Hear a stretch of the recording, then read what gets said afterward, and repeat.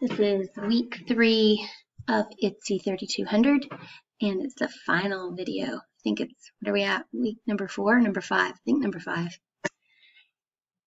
So we're going to go to the LinkedIn part of your personal brand assignment. Remember, the first part's the elevator pitch, which is a video, and the second part is a LinkedIn page.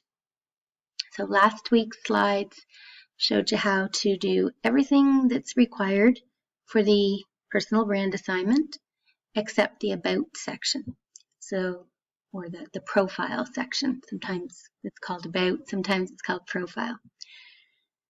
Of course, you're more than welcome to include additional information, content than what is listed in the assignment.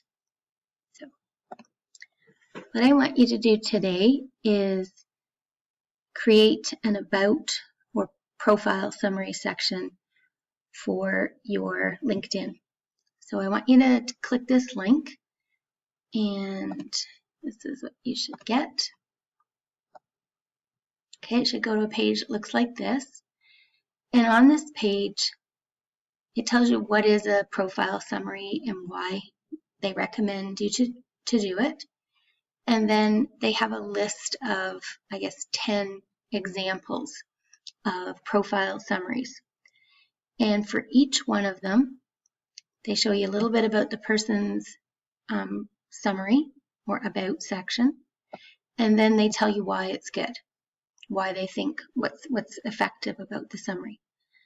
So I want you to go through and read the article and look at what their examples are and why they think they are good.